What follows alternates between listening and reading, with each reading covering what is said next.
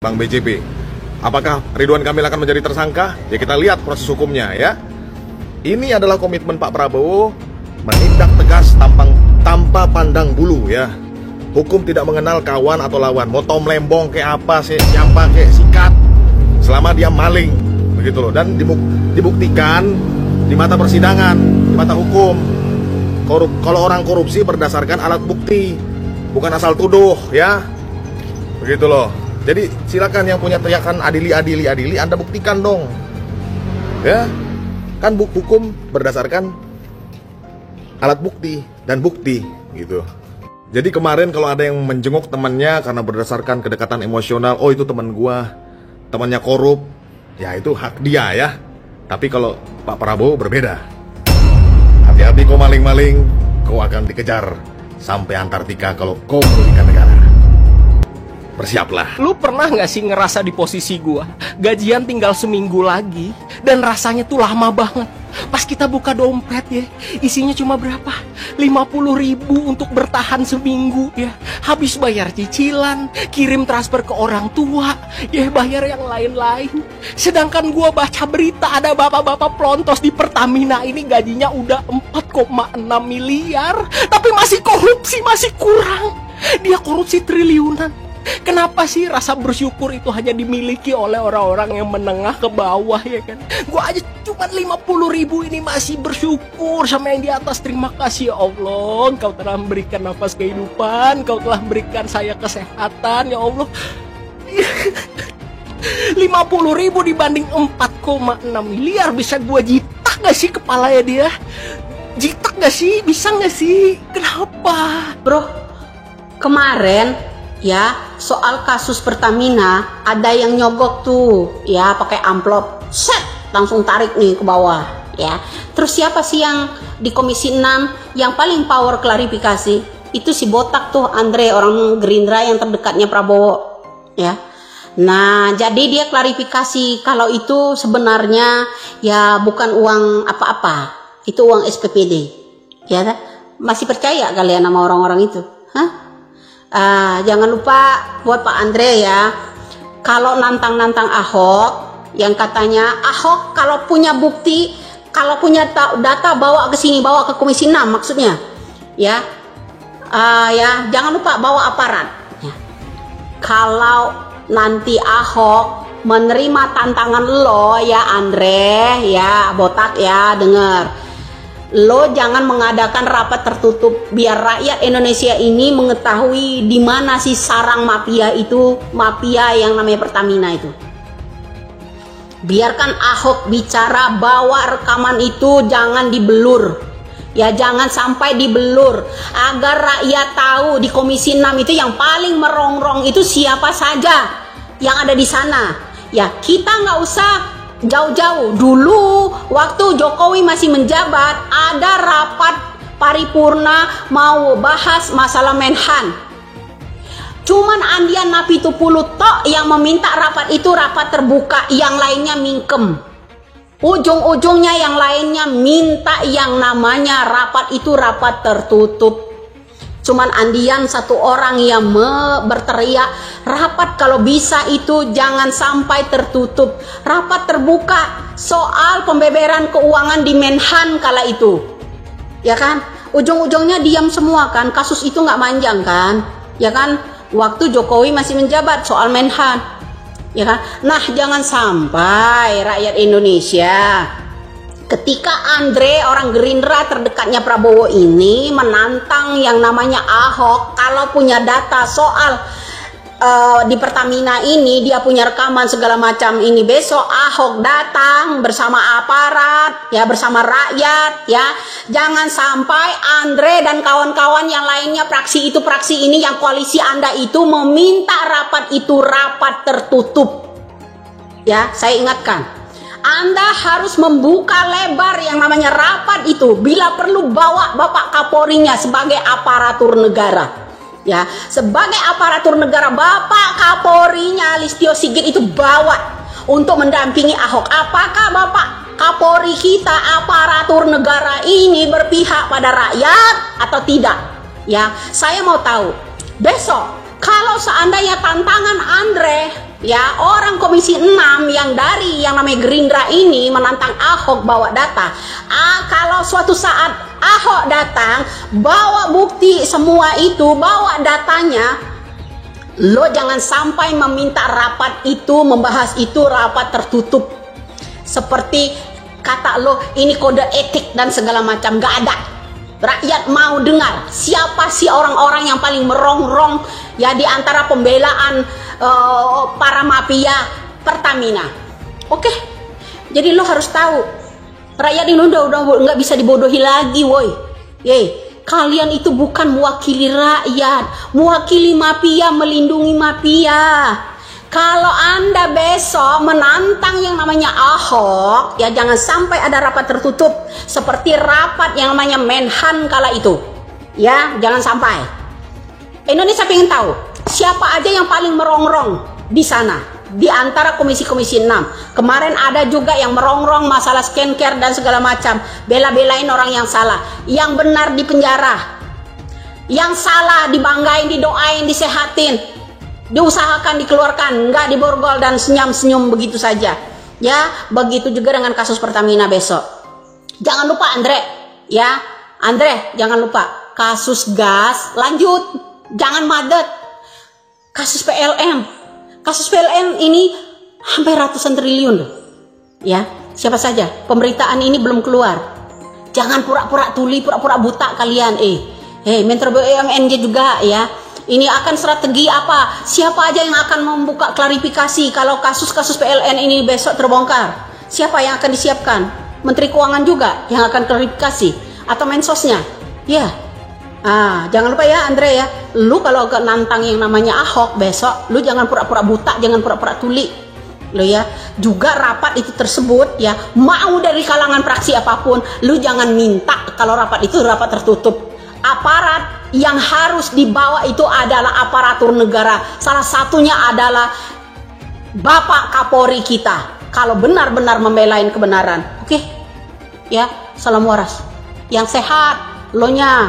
Ya, kalau nantang Ahok. Ya. Mudah-mudahan Ahok menerima tantangan lo. Ya. Besok kalau dia bawa semuanya, buka telinganya. Ya, buka matanya, jangan sampai ke sumber pasir. Apalagi orang yang mau ngejar katanya koruptor itu dikejar sampai ke negeri padang pasir yang terjauh. Lu jangan sampai kelilipan pasir. Ya. Muka lo, mata lo, telinga lo jangan sampai disumpel-sumpel. Contoh aja lo, ada yang namanya nerima amplop aja. Lo yang paling geger bermain, ada apa ini? Indonesia harus tahu. Siapa kalian itu sebenarnya? Bandit itu bersarang di mana? Banditnya, mafianya Pertamina nih sama siapa? Ya, rapat harus terbuka, jangan tertutup.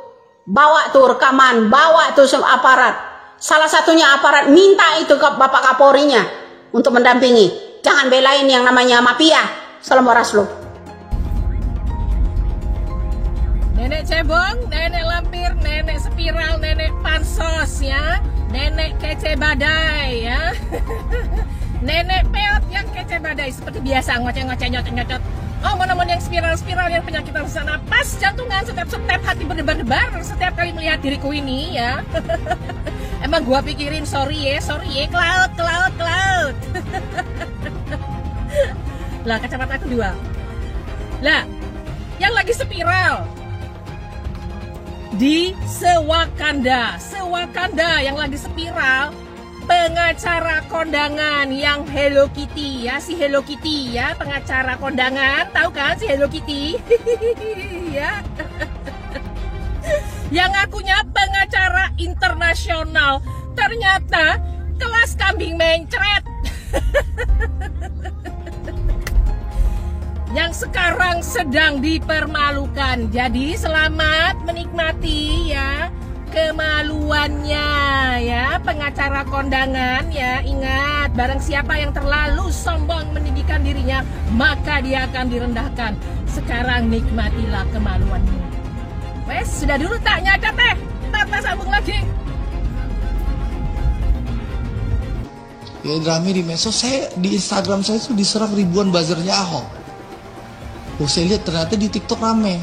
Pernyataan saya tanggal 15 Februari ya minta Presiden Jokowi untuk mengganti Ahok. 15 Februari 2020 ya, saya sebagai anggota DPR Komisi 6 minta Pak Ahok diganti karena membuat kegaduhan di Pertamina. 15 Februari 2020 saya bicara Ahok diganti. Itu Ahok itu baru 1 kali datang ke kilang Pertamina di Tuban ya, di Tuban waktu mendampingi Presiden Jokowi datang ke Pertamina. Belum pernah ke kilang-kilang lain. Dan 15 September 2020 itu ya, Ahok itu belum pernah ke unit hulu, belum pernah kan? Ke unit hulu belum. Jadi dia hanya banyak omon-omon. Padahal Ahok itu menikmati loh penghasilan puluhan miliar jadi komut Pertamina. Apa tanggapan lu Hotman ribut soal Ahok? Oke, gua nggak mau masuk ke wilayah personal karena Hotman itu teman ngopi di Kopi Joni dan Ahok itu adalah politisi panutan gue. Susah nyari orang seperti itu di Indonesia. Jadi kedua-duanya ini gua sangat menghormati. Oke, kita masuk ke substansi. Ahok menantang membuka semua apabila dia dipanggil kejaksaan. Harusnya fokus lu itu ya ke kejaksaan. Lu push itu kejaksaan, bukan ke Ahok. Karena kalau lu sasar Ahok, logikanya lu pro sama perilaku korup.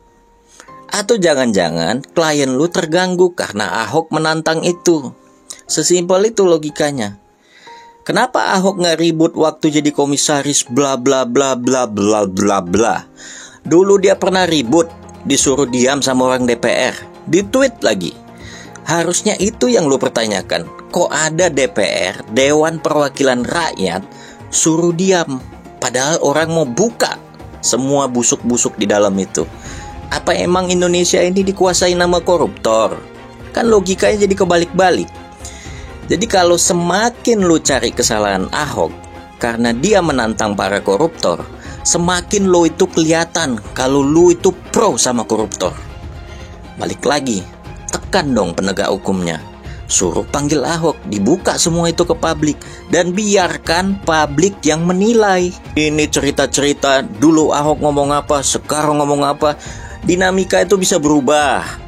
Kejadian bisa berubah. Lo nggak tahu persis apa yang ada di dalam, apa yang dialami Ahok. Misalnya kalau dia ribut saat itu, fokus aja sama hari ini.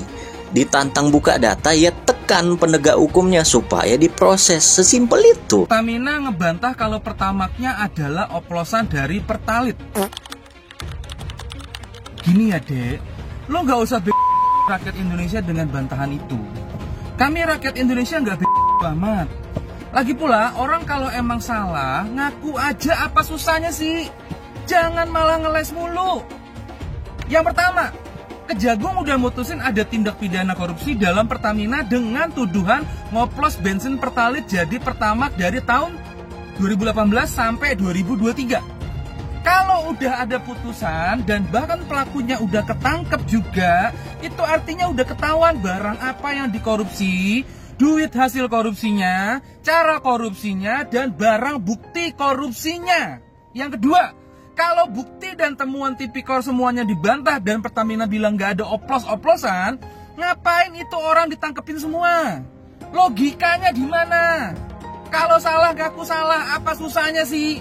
Minta maaf ke publik, terus langsung berbenah untuk bisa dapetin kepercayaan publik. Jangan malah ngeles mulu. Kita dipaksa bayar pajak PBB, dikasih sertifikat tanah ganda.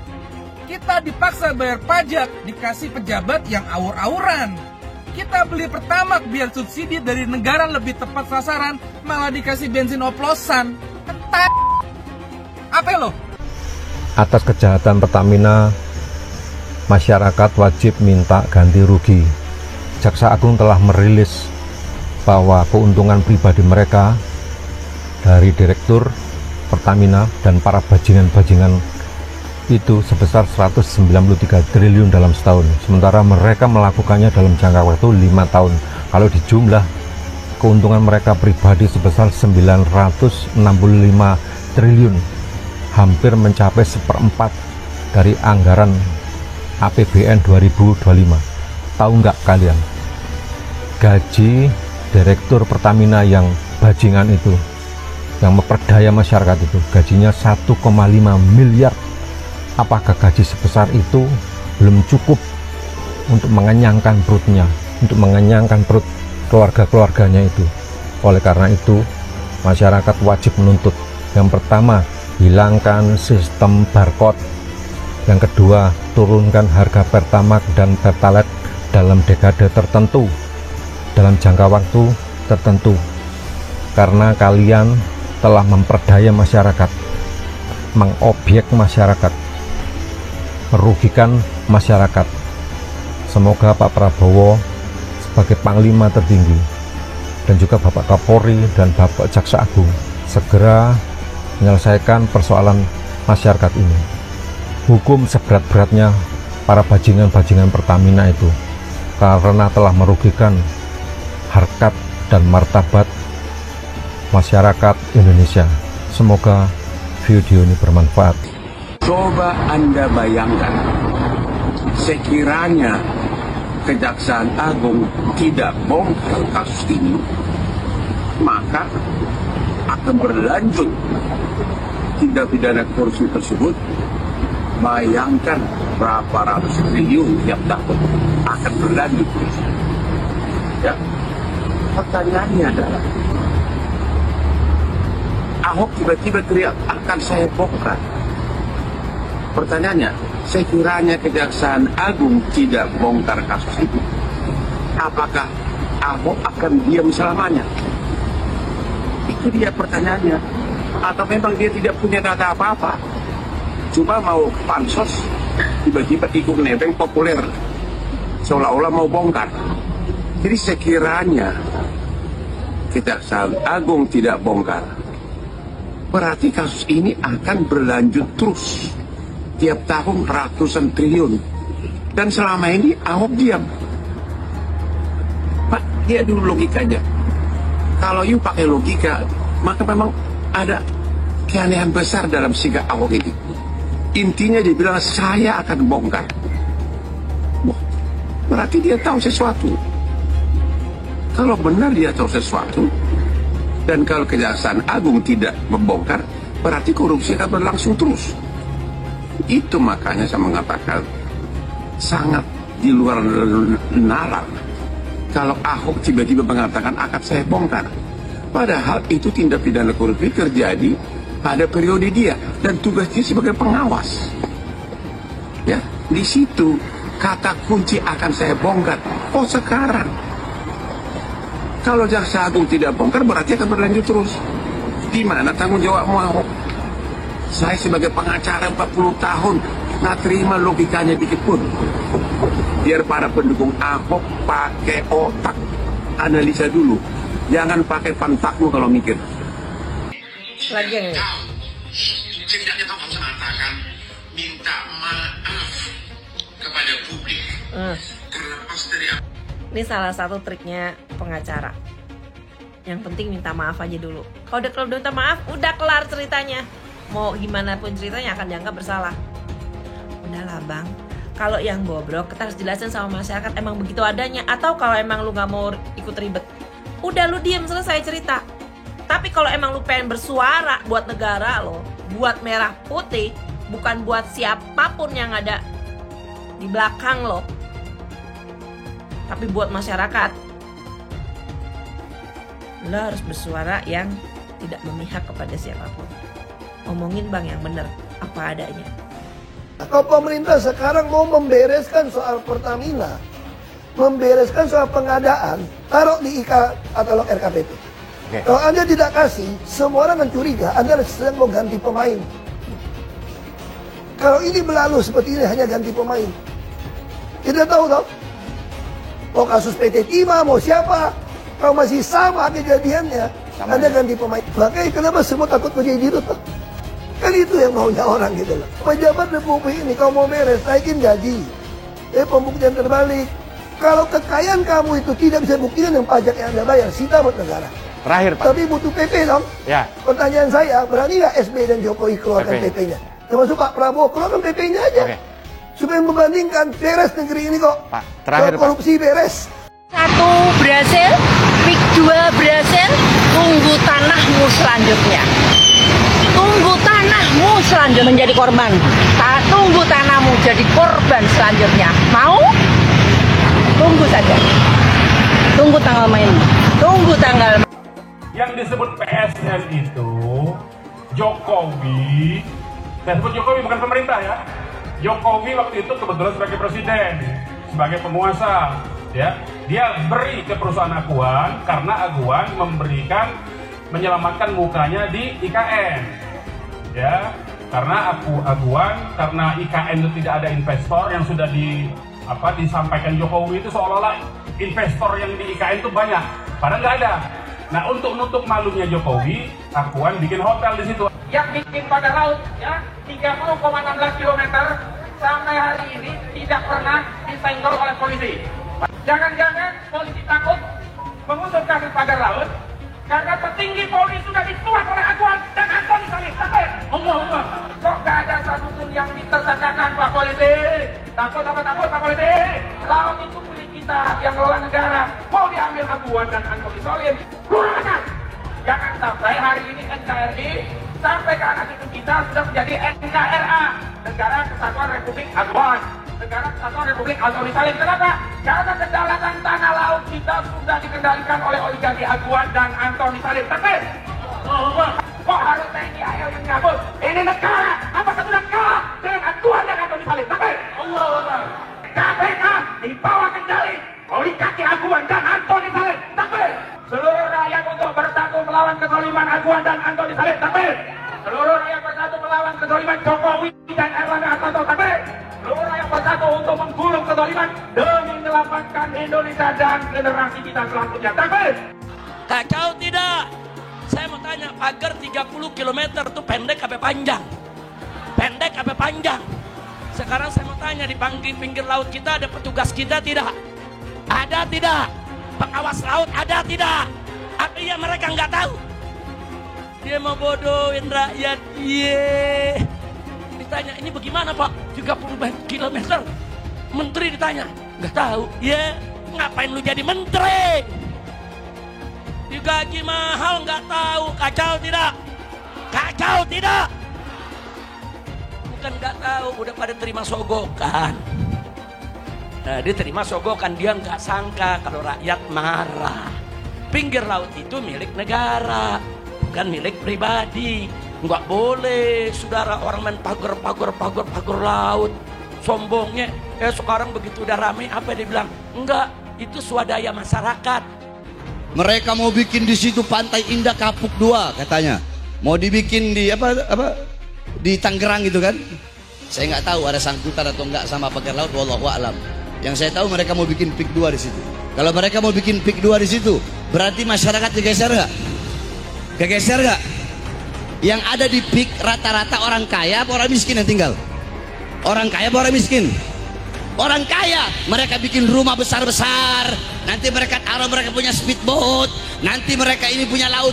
Udah kayak mereka yang punya laut, nanti mereka pergi ke sana, itu laut kayak punya mereka nanti. Akhirnya masyarakat asli pribumi akan tergeser dari tanah kelahirannya sendiri, saudara. Ada pula yang dengan penuh semangat menjadikan kasus Aguan sebagai contoh kejahatan Tionghoa. Tulis Rizal, dengan memperalat penguasa politik, penjahat etnis Cina itu menggusur dan mengusir, menjajah, menjelajah, memaksa, dan membuat derita. Menurutnya lagi, PIK 2 Aguan adalah gambaran dari arogansi dan keserakahan etnis Cina. Ia hendak membuat negara dalam negara, tulis Rizal. Rakyat ditipu dan dibodohi seolah-olah akan disejahterakan, padahal yang sejahtera hanya segelintir pejabat dan aparat serta jaringan mafianya saja tampaknya. Ujungnya, tulis Rizal, pemerintah harus melakukan pembatalan segala perizinan yang terkait PIK 2. Proyek ini wajib untuk dibatalkan, kata Rizal. Rizal bersemangat sekali mencaci Aguan yang menurutnya beraroma kriminal. Aguan adalah etnis Cina jahat, model dari mafia yang berduit banyak dan layak untuk masuk jeruji besi karena mengacak-acak Indonesia, tulisnya. Anies tidak pernah menggunakan politik identitas. Itu fakta. Jadi yang menggunakan politik identitas yang pertama kali itu adalah Ahok. Nggak boleh, silakan buka. Maksudnya gini, saya ini minoritas 3 kali. Kan disebutkan Ahok itu kan. Saya Cina, saya Kristen, saya orang dari Sumatera, minoritas 3 kali. Jadi yang mengangkat isu-isu identitas ini justru Ahok. Jadi sebenarnya yang harus kita teliti kalau secara faktual, kenapa Ahok mengangkat isu politik identitas?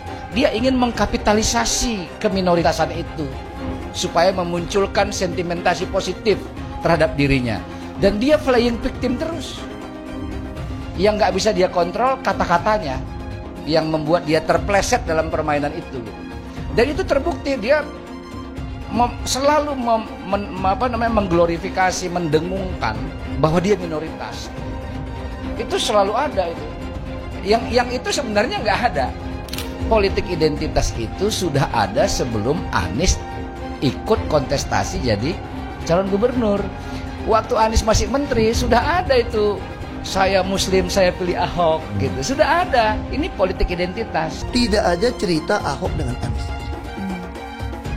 Ketika saya kalah, saya langsung kasih Anies penghargaan, ucapan segala macam. Tapi yang tidak bisa saya terima, ketika Anda menang, Anda pidato memecah belah bangsa. Bahwa Jakarta udah kembali ke pangkuan pribumi yang dijajah selama ini. Itu teksnya di mana-mana. Itu sangat memecah belah bangsa. Saya ini asli Indonesia sesuai undang-undang loh. Apa karena saya namanya Ahok? Itu yang tidak betul seorang Anies lakukan. Bagi saya Anies sangat tidak negarawan. Anda udah menang, yes okay gitu loh. Saya juga tidak bawa ke MA, nggak bawa ke MK. Waktu Anda ulang tahun DKI saya juga datang. Tapi kenapa Anda mesti pidato seperti itu? Apakah kasus korupsinya ada indikasinya kuat? Laporan BPK. Laporan BPK itu menyimpulkan Formula E tidak boleh dibiayai oleh APBN maupun APBD. Firm itu ya? Firm, karena menurut undang-undang yang boleh dibiayai oleh APBN, APBD itu undang-undang olahraga tertentu yang disukai rakyat secara masif. Nah, lalu disebut yang masif itu apa? Sepak bola, voli, bulu tangkis, sirkuit itu tidak ada. Nah, lalu BPK minta ini supaya didalami, ada indikasi tidak benar. Nah, setiap ini mau didalami, ribut. Katanya mau menjegal Anies gitu. Sehingga sekarang ya kalau pertimbangan politisnya begitu, saya bilang silakan aja KPK. Tapi kalau Anda tanya ke saya, bukan bahkan saya ya, KPK itu bukan bahan. Kalau Anda tanya ke saya, Anda pedulikan itu tegakkan. Yang tersangka setelah Pilpres ini namanya Anies Baswedan. Mas Anies. Mas Anies, masa sih angin kok sampai nggak punya KTP lo ya? Angin keluar, angin masuk, angin keluar, masuk angin dodo ya, angin puting beliung, wes angin-anginan itu kok semua bisanya nggak punya KTP itu lo ya. Angin dari Jakarta ke Lampung ke Sumatera ke Jawa itu ya, kok bisanya liar begitu.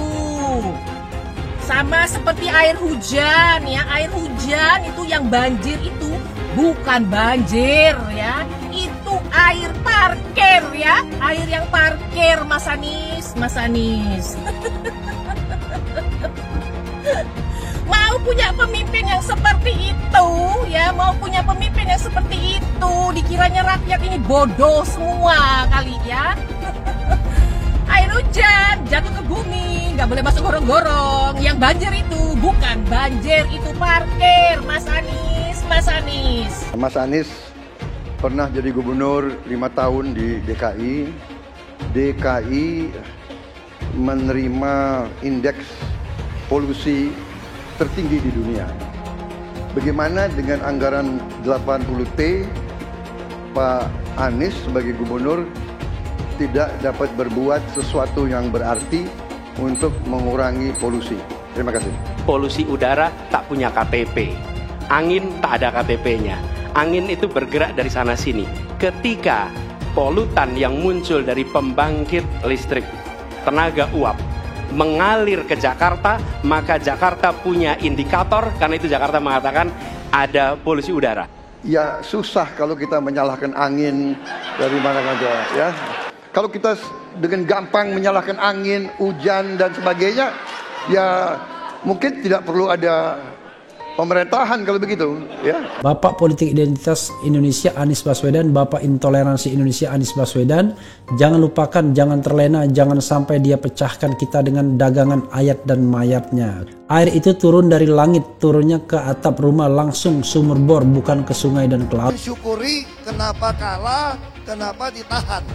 Saya bersyukur atas itu semua. Saya coba bayangkan ya, kalau seandainya waktu itu kita menang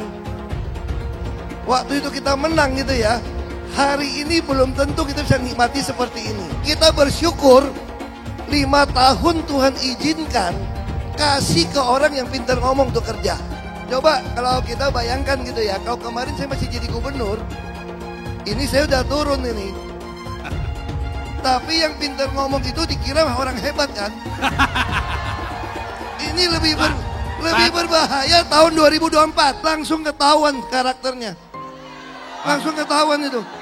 Di saya juga ada kutipan Pak di kamar saya Pak. Tulisannya, Jakarta telah mengambil keputusan yang fatal. Dan ini aneh, betul-betul aneh. Ini bukan kampanye, tapi saya sampaikan sini. Di satu sisi menyiapkan jalur-jalur air untuk dikirim ke laut, di sisi lain di lautnya dipasang dengan pulau reklamasi, tinggal tunggu waktu jadi rob, air balik. Dan ini melawan sunatullah. Kenapa? Air itu turun dari langit ke bumi, bukan ke laut. Harusnya dimasukkan ke dalam bumi, masukkan tanah. Di seluruh dunia air jatuh itu dimasukkan ke tanah, bukan dialirkan pakai gorong-gorong raksasa ke laut. Jakarta telah mengambil keputusan yang fatal. Bukan banjir, itu memang parkir air. Bukan banjir, itu memang parkir air. Penjajahan di depan mata itu di Jakarta. Di tempat lain penjajahan mungkin terasa jauh, tapi di Jakarta, bagi orang Jakarta, yang namanya kolonialisme itu di depan mata, dirasakan sehari-hari. Dulu kita semua pribumi ditindas dan dikalahkan. Kini telah merdeka, kini saatnya kita menjadi tuan rumah di negeri sendiri. Hai semua, nama saya Jonas Leong. Saya adalah investor saham, forex, dan juga kripto. Channel ini banyak membahas tentang berita terkini, edukasi finansial, investasi, dan lainnya. Jangan lupa subscribe channel ini kalau kamu suka dengan konten yang serupa. Follow juga sosial media lainnya yang saya taruh di kolom deskripsi.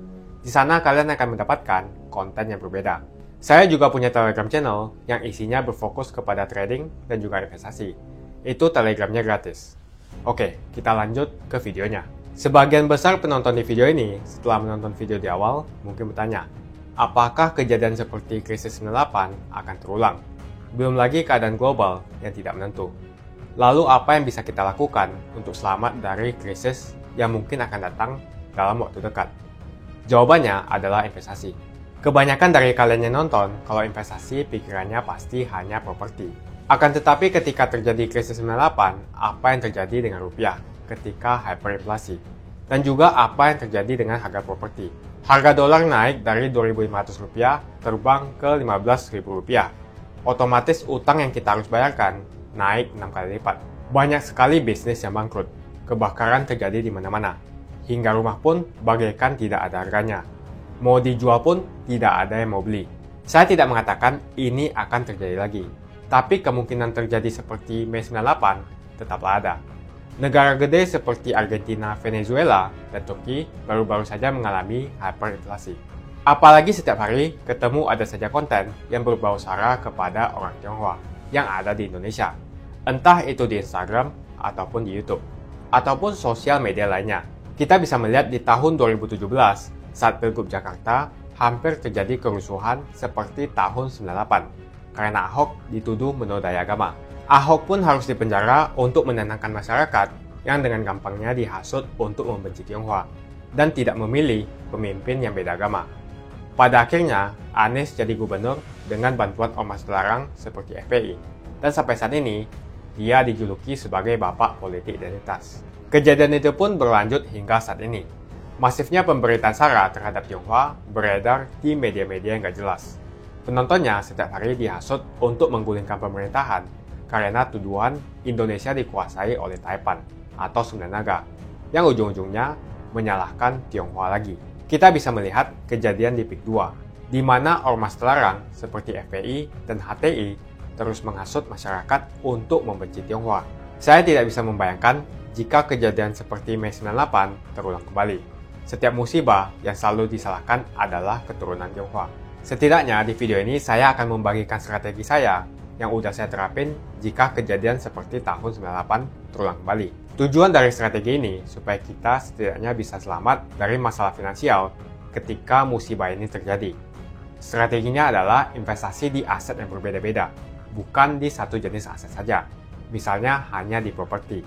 Kalian bisa mulai belajar berinvestasi di aset yang berbeda seperti Bitcoin, emas, dolar, bahkan saham global atau saham Amerika. Ini adalah cara yang bagus untuk mengurangi risiko tergantung kepada satu jenis aset. Bukan gak nasionalis kalau mau invest di aset-aset yang saya sebutkan tadi. Tapi memang peluang yang kita dapatkan dan potensinya memang jauh lebih bagus dibandingkan kita membeli properti, apalagi deposito. Pertama, jenis aset seperti emas. Setidaknya kita bisa terlindung dari efek hyperinflasi yang terjadi. Selain itu, kalian juga harus belajar bagaimana mendapatkan penghasilan dari emas. Kedua adalah belajar investasi aset global seperti saham Amerika atau saham global. Ketika terjadi krisis, yang paling berdampak adalah saham-saham Indonesia. Karena semua utang perusahaan dalam bentuk dolar akan terkena dampaknya. Deposito, reksadana, dan juga properti akan terkena imbasnya. Poin yang ketiga adalah belajar mengenal berinvestasi di Bitcoin. Alasan kenapa saya suka banget dengan kripto, karena saya bisa pergi ke negara manapun di dunia ini. Misalnya saya pergi ke Singapura, saya tinggal jual saja kripto saya di negara itu. Saya menganggap Bitcoin itu sebagai aset properti digital yang bisa saya bawa kemanapun dan jual kapanpun secara instan. Kalau misalnya saya butuh uang, detik ini pun bisa saya jual dan tidak perlu menunggu berbulan-bulan.